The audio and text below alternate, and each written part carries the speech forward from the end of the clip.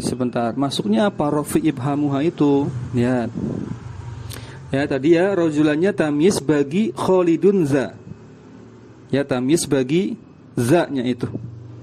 Za-nya fa'ilnya kan? Ya. Tamyiz itu kan menjelaskan zat. Nah, taib. Mafhum ya, ingat lagi pelajaran tamyiz. Kemudian sampai mana tadi? Sebagai tamyiz, disebutkan di situ rafi'un ibhamuha, untuk mengangkat, menghilangkan ya makna samar pada apa? Khalid atau pada za ya. Jadi rojulan di situ sebagai tamyiz, dan tamyiz itu fungsinya menghilangkan lafadz yang mubham, maksudnya menjelaskan lafadz yang masih mubham, mengangkat kesamaran pada kalimat dengan ditambahkannya rojulan. Mafhum ya? Coba kalau nggak ada rojulan, ya masih bingung. Walaupun kalimatnya sudah sempurna, habadza Khalidun itu sudah sempurna sebenarnya, tapi ditambah rojulan lebih kuat lagi. Kemudian wa Khalidnya sendiri itu mubtada marfu muakhor. Nah, mubtada muakhor yang rofa marfu. Untuk Khalidnya sendiri dia mubtada ternyata. Mubtada yang muakhor diakhirkan, i'rabnya marfu. Mafhum? Paham ya? Kemudian apalagi? Khobarnya mana? Khobarnya adalah jumlah, yaitu kalimat habbaza itu khobarnya. Berarti khobarnya muqaddam. Faham sampai sini? Enggak bingung kan? Insyaallah enggak bingung. Ya, khabarnya jumlah tu habbaza. Ingat habbaza terdiri dari fiil fa'il. Ya, disebut dengan khabar muqaddamatun alai, khabar muqaddam, intinya demikian. Nah, wala yataqaddamu 'alaiha al-makhsusu bil madhi. Maksus tadi apa? Maksus. Lafadz yang dikhususkan, yang jadikan sasaran target pujian tadi, ya, maupun yang tamyiz, ya, mau itu maksus bil madhi, sasaran target yang dijadikan pujian, yang terkena pujian, ya. Wala tamyiz, juga tamyiznya tidak boleh yataqaddamu alaih, tidak boleh dikedepankan, tidak boleh tidak boleh didahulukan, tidak boleh mendahului.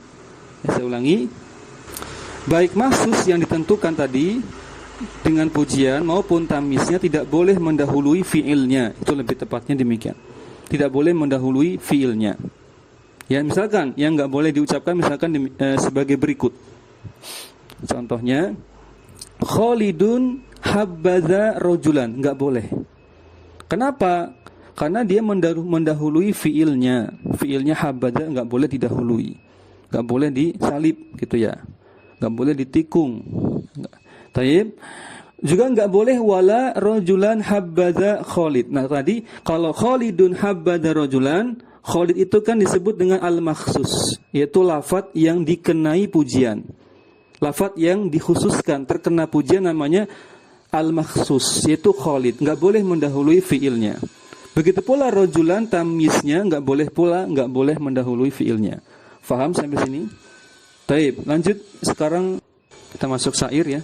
Jadi sebelum kita masuk ini, catatannya adalah susunan dalam contoh di atas tadi ya, yang Khalidun habbaza rajulan atau rajulan habbaza Khalidun, yaitu menurut kaidah tata bahasa Arab tidak diperbolehkan, gitu intinya ya.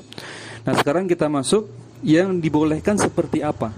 Kita bacakan di sini, amma taqdimu tamyizi, adapun mendahulukan tamyiz terhadap al-makhsus. Ingat ya, al-makhsus itu apa? Tadi ya, ingat ya. Sasaran atau target ya yang dikenai pujian atau celaan. Yaitu di sini Zaid atau Khalid tadi ya, Khalid. Baik. Sedangkan tamyiz boleh mendahului al-makhsus. Berarti rajulan boleh mendahului apa tadi? Khalid ya. Rajulan boleh mendahului Khalid. Ya, dalam konteks pujian, ini konteksnya lagi bahas pujian. Al-madah. Kama ra'aita, sebagaimana yang engkau lihat, di kalimat-kalimat sebelum ini itu sudah ada ya dia. Bal huwa al-aula itu yang lebih utama. Ya, jadi lebih utama memang dahulukan tamyiz daripada al-makhsusnya. Nanti kita lihat contohnya. Hal ini bahkan ini lebih baik sebagaimana contoh di atas tadi ya. Kama ra'aita itu maksudnya sebagaimana kamu lihat di contoh di atas di sebelumnya. Ya, contohnya misalkan tadi di awal-awal apa? Habbaza rajulan khalidun. Nah, itu contoh yang ideal. Habbaza rajulan khalidun, susunannya fiil dulu. Ingat fiil tidak boleh didahului apapun. Ya, habbaza selalu habbaza saja di depan, gitu.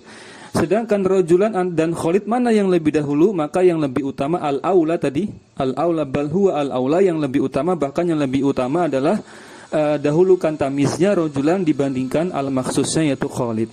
Nanti teman-teman kalau membuat kalimat dari habbaza harus seperti ini syaratnya, harus memenuhi syarat-syarat ini. Sebagaimana pula dalam sebuah syair, wa minhu qaulu syairi, sebagaimana dalam perkataan seorang penyair, ala habbaza qauman sulaimun fa innahum wa faw wa tawasaw bil i'anati was sabri. Baik. Terjemahnya lebih kurang sebagai berikut.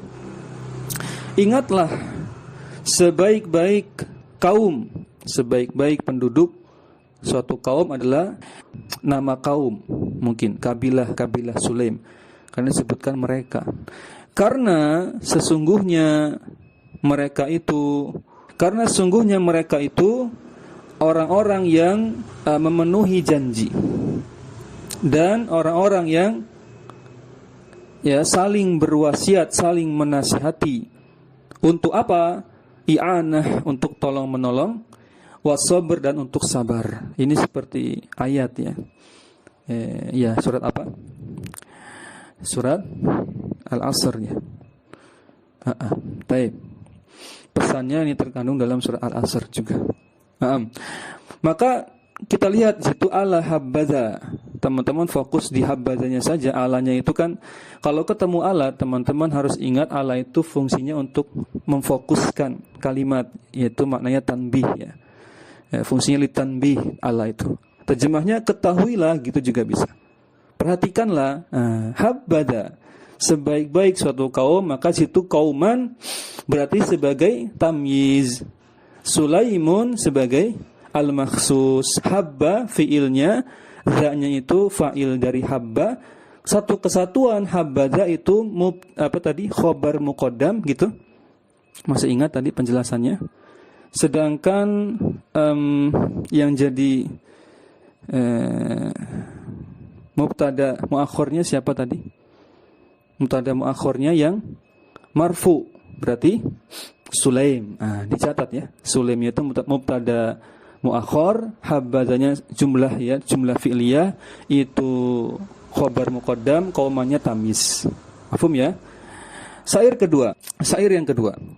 Wa yajuzu an yakuna ba'dahu ka qaulil akhar. Kalau disebutkan ka qaulil akhar dalam konteks syair berarti penyair yang lain mengatakan gitu.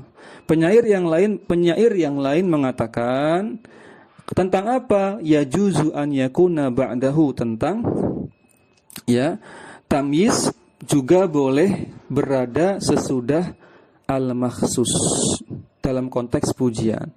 Ini konteksnya boleh ya, tamyiz berada setelah ba'dahu, berarti hu-nya kembali ke al-makhsus. Tamyiz boleh berada setelah al-makhsus. Kalau tadi di syair yang pertama tamyiz terletak sebelum al-makhsus. Kalau ini setelah, boleh enggak? Boleh saja, tapi kata Syekh di awal tadi apa? Al-aula, yang lebih utama tamyiz dulu baru al-makhsus. Tapi kalau mau al-makhsus dulu, ya juz, boleh, silakan. Contohnya di syair, habbaza as-sabru shimatan limri'in roma mubarata muli'in bil maghani. Habbaza sabru shimatan limri'in ra, gitu bacanya. Ma mubarata mula'in bil maghani. Terjemahnya lebih kurang sebagai berikut. Tadi al-maghani itu jamak dari al-magna artinya al-manzil, rumah gitu, tempat tinggal. Rumah-rumah berarti jamak taksir dia. Terjemahnya ana ulangi lagi, habada sabru, ya habada sabru, ya habada sabru, sebaik-baik ya sifat adalah kesabaran. Shimah itu sifat. Bagi siapa? Limriin, bagi seseorang, ya berarti bisa laki-laki bisa perempuan. Roma, yang Roma di sini maknanya berkeinginan, berhasrat, yang punya hasrat, punya kemauan, punya keinginan. Mubaroh muli itu artinya gemar melakukan pertandingan, perlombaan atau permainan bil ma'ani di rumah-rumah mereka. Wallahu a'lam maksudnya apa, tapi terjemahnya seperti itu. Sebaik-baik sifat adalah kesabaran bagi seseorang yang berhasrat, punya keinginan melakukan pertandingan, melakukan perlombaan, permainan, ya gemar, ya bermain, bertanding di rumah-rumah mereka. Wallahu a'lam maksudnya seperti apa. Teman-teman sekalian rahimani wa rahmatullah, fokus di mana tadi? Fokus di lafaz habadha as-sabru shimatan. Habadanya fi'il dan fa'ilnya jelas, dia khobar muqaddam. As-sabrunya itu al-makhsusnya yang jadikan target pujian yaitu kesabaran. Shimatan itu artinya sifat tadi, shimah itu sifat. Dia itulah tamiznya. Di balik ya, boleh enggak? Boleh. Al-makhsus dulu baru tamiznya. Taib, teman-teman sekalian rahimani wa rahmakumullah. Taib. Kemudian kita lanjutkan syair di kalimat berikutnya. Ya, ana bacakan dulu. Wadha fi habbaza taltazimu al-ifrada wa tadhkira fi jami'i ahwaliha.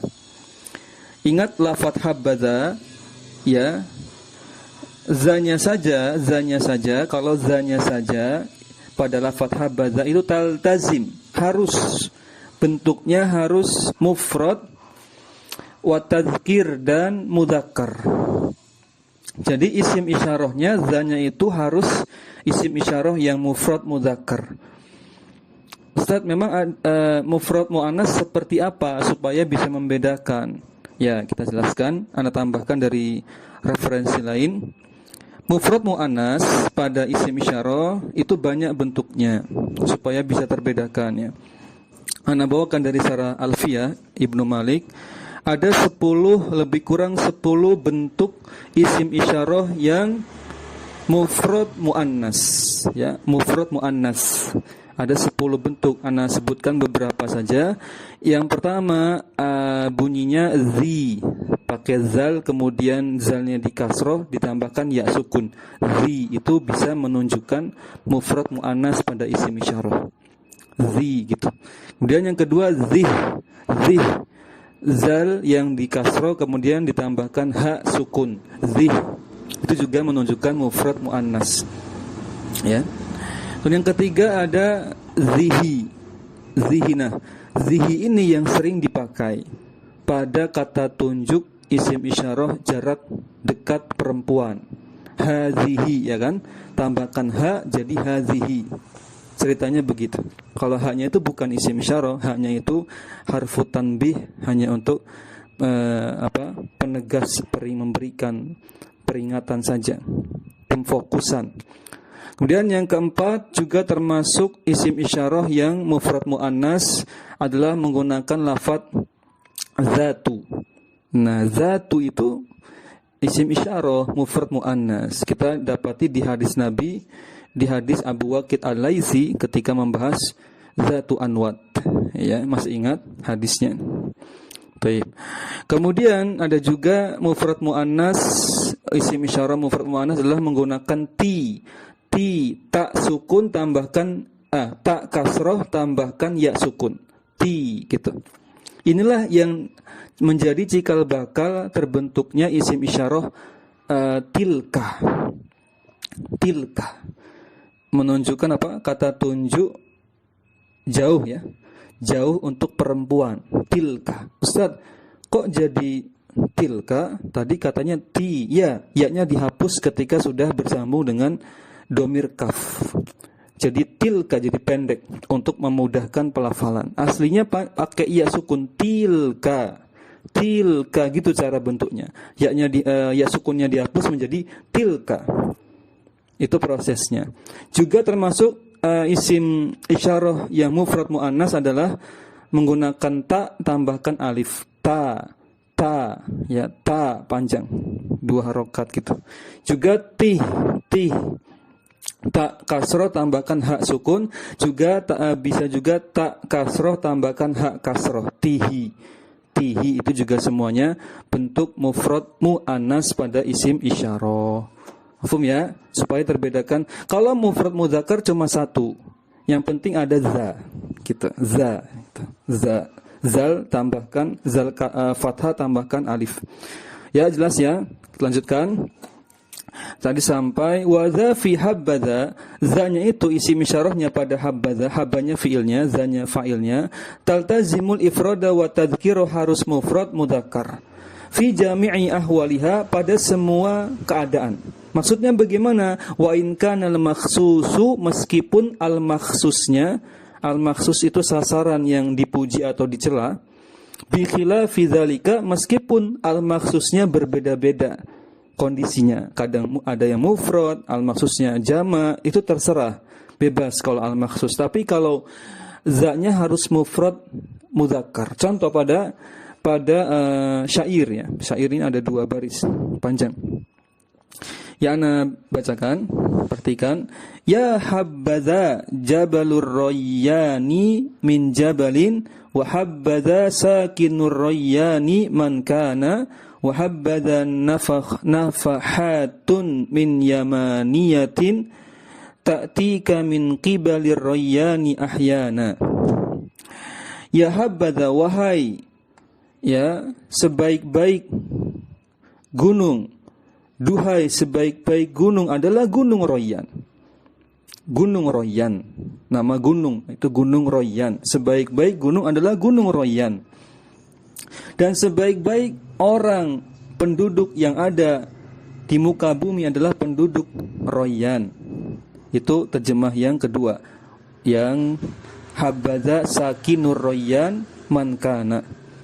Yang ketiga, ya habbaza nafahatun min yamaniyatin, sebaik-baik angin adalah angin yang berhembus dari Yaman atau Yamaniyah. Wallahu a'lam apakah maksudnya negeri Yaman atau ada tempat daerah bernama Yamaniyah.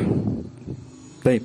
Kemudian ta'tika min qibalir rayyani ahyana, yang angin tersebut berhembus ya kepadamu dari arah Royan gitu ya. Ahya, di situ antum ahyayan atau ahyanan. Harusnya ahyanan ya. Benar ya, ahyanan ya. Kalau ahyanan artinya terkadang.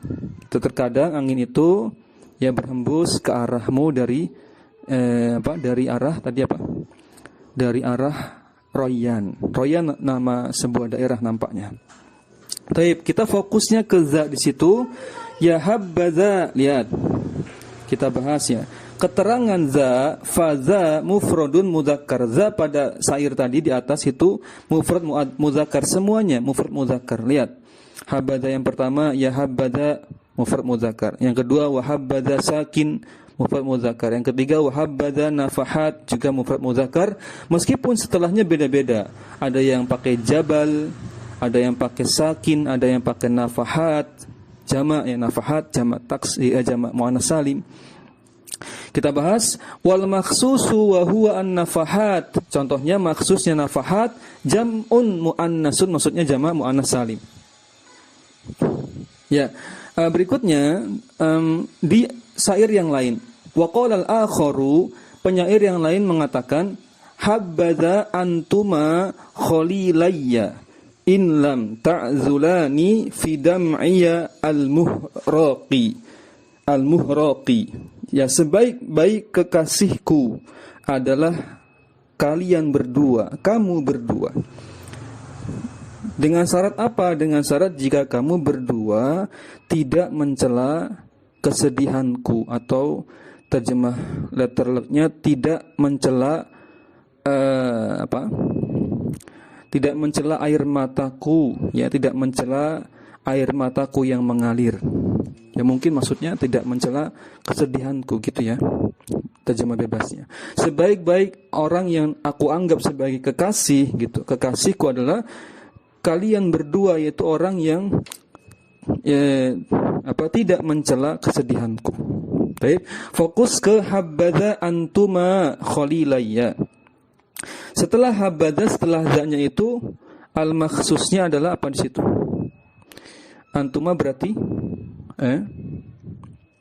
kalau antuma berarti musanna ya. Nah, dalam syair Anda bacakan dulu. Nah, fal makhsusu al-makhsus pada syair tersebut huna di sini, yaitu tadi yang kita bacakan, musannan, dia adalah isim musanna. Itu antuma tadi.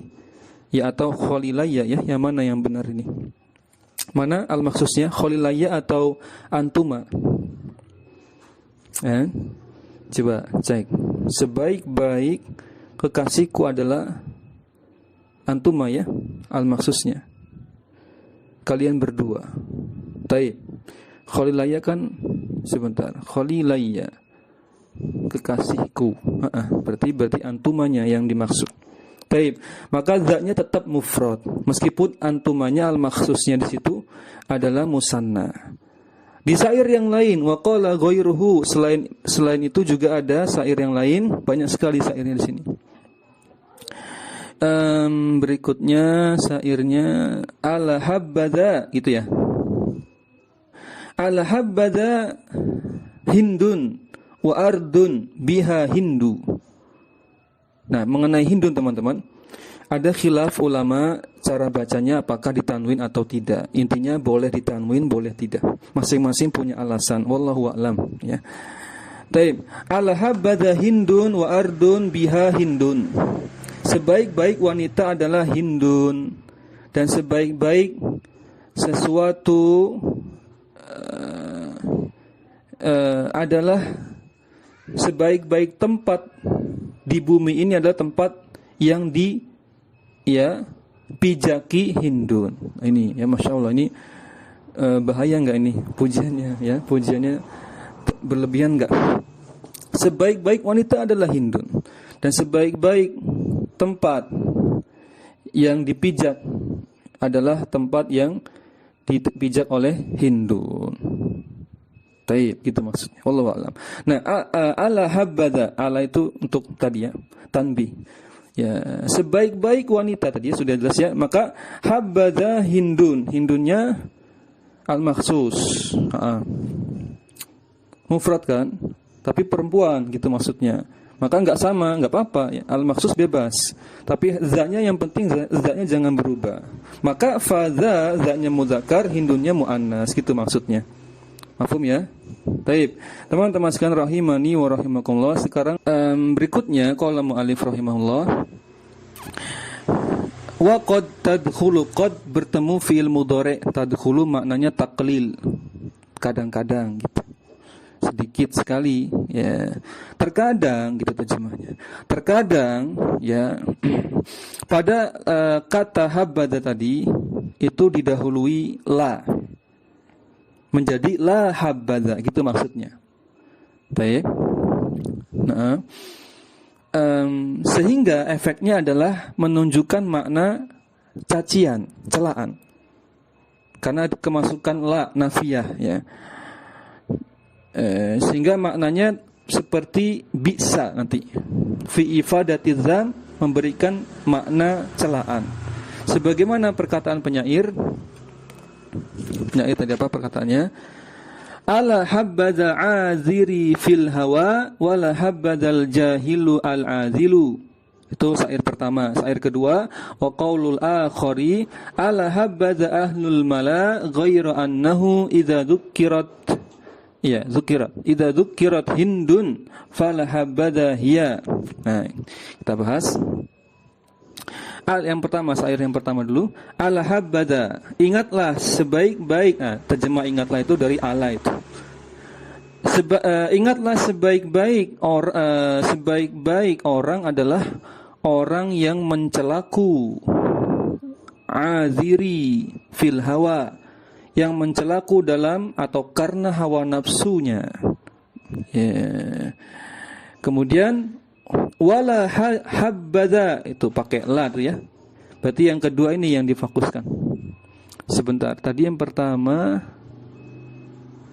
ala habbada, yang kedua wala habbada. Baik, kita baca dulu. Wala habbada al jahilu al azilu, dan seburuk-buruk. Ya, berarti yang kedua ini yang dimaksud. Habadanya kemasukanlah, maknanya menjadi seburuk-buruk. Seburuk-buruk orang adalah orang jahil, orang yang bodoh, yang mencela, ya, mencelaku, mungkin gitu maksudnya. Kemudian ala habbada, kalau ini yang positif, bukan ini yang dimaksud. Ala habbada ahlul mala ghairu annahu, ingatlah sebaik-baik orang adalah orang ahlul mala ghairu annahu. Orang apa ini? Sebaik-baik orang adalah orang banyak penduduk. Ghairu annahu, selain Hindun. Ini lagi bahas Hindun ya. Kenapa? Tahu dari mana bahas Hindun? Karena di potongan syair yang terakhir ada kata Hindun. Sebaik-baik orang adalah ya orang banyak, artinya selain Hindun. Hanya saja idza dzukirat Hindun, kalau disebutkan nama Hindun maka falahabada hiya, maka seburuk-buruk orang adalah dia, yaitu Hindun. Wallahu a'lam. Apa konteksnya seperti apa?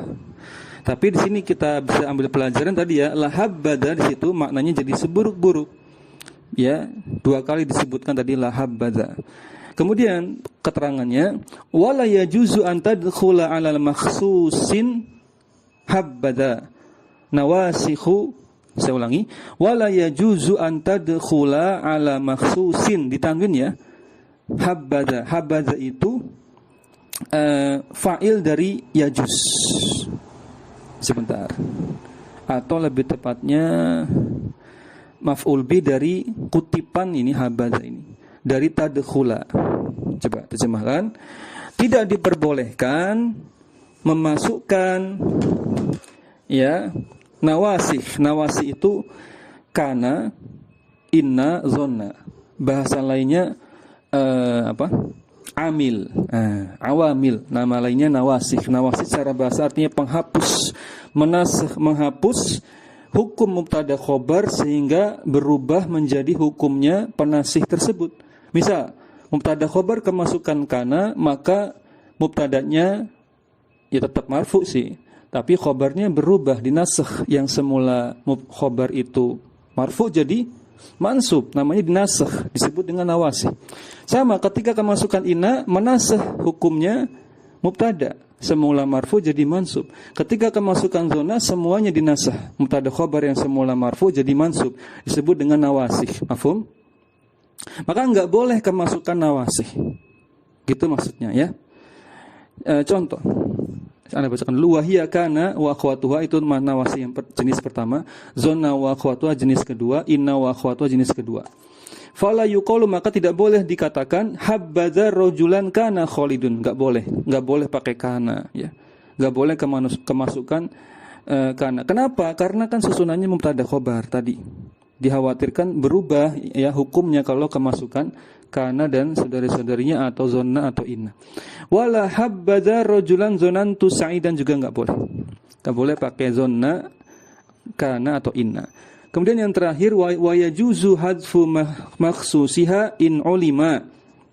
Dibolehkan menghapus makhsusnya, al-makhsusnya boleh dihapus.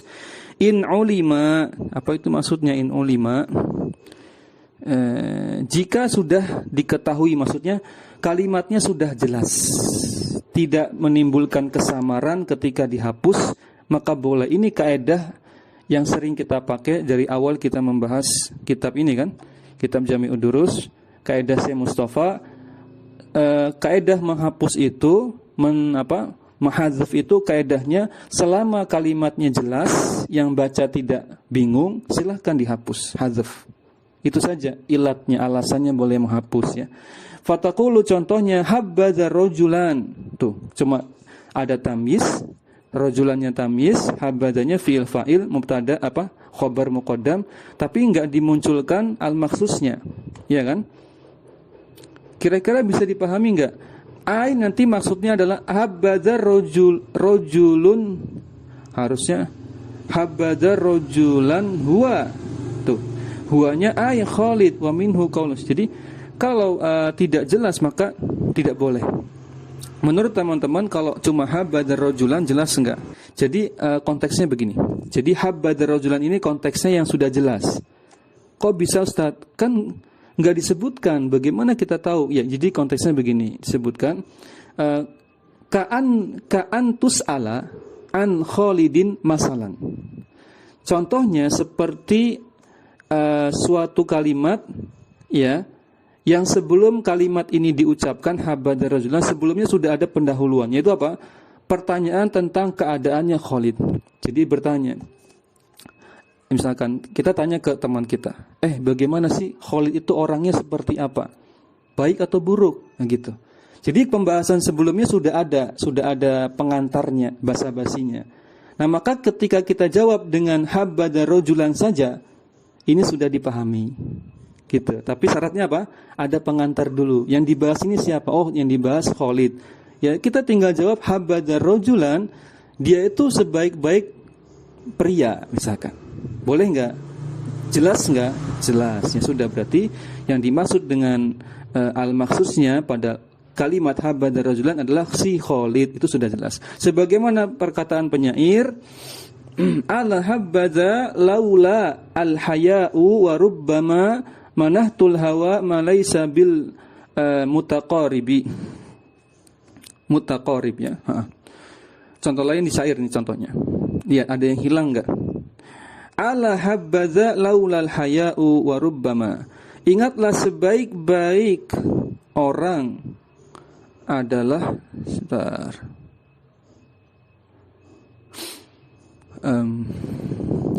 sebaik-baik orang adalah orang yang seandainya ya dia tidak menghalangi saya. Sebentar ini. Laula al-haya'u wa rubbama manahtu menghalangi ya. Manahtul hawa ma laisa bil mutaqaribi. Ingatlah sebaik-baik orang adalah seandainya dia orang yang tidak menghalang-halangiku ya, barang siapa saya berikan keinginan kepada orang yang bukan. Ya. Al-habadza laula al-haya'u wa rubbama manahtul hawa ma laisa bil mutaqarib. Taib. Ingatlah sebaik-baik orang adalah seorang yang tidak menghalangiku dari suatu al-hawa, keinginan, hasrat ya, hawa nafsu untuk apa? Ma laisa bil mutaqarib artinya orang yang bukan kerabat ya. Laisal mutaqarib orang yang bukan kerabatnya. Ya, sebaik-baik orang adalah orang yang bukan kerabatnya, yang dia tidak menghalang-halangiku. Wallahu a'lam. Kita fokus di ala habba dari situ, maka tidak dimunculkan al-makhsusnya. Ya, tidak ada al-makhsusnya. Siapa sih yang difokuskan di sini? Namun ya sudah dipahami dalam konteks kalimat bahasa Arabnya. Selesai ya habba ya. Setelahnya itu kan masuk habba. Taib. Teman-teman sekalian rahimani wa rahimakumullah, sampai situ dulu, sampai syair ini tadi, sampai syair ini. Berarti pertemuan berikutnya insyaallah kita bahas habba. Habba dan seterusnya. Ya pembahasan masih panjang untuk yang bab 8. Insyaallah setelah bab 8 ini bab penutupnya mudah. Bab 9 itu ya insyaallah mudah dan sudah selesai sampai bab 9 saja untuk bab 1 pada kitab Jami'ud Durus ini. Demikian teman-teman sekalian rahimani wa rahimakumullah yang bisa kita sampaikan secara ringkas ya mengenai sebagian kecil ya masih pengantar dari bab af'alul madah, fi'il-fi'il yang menunjukkan makna pujian, wadzam dan celaan. Dan sudah kita sampaikan kaidah-kaidahnya. Kita akhiri ya sebelumnya ana ucapkan jazakumullah khairan atas kehadiran antum-antunas sekalian. Semoga bermanfaat yang sedikit ini dan bisa istiqamah.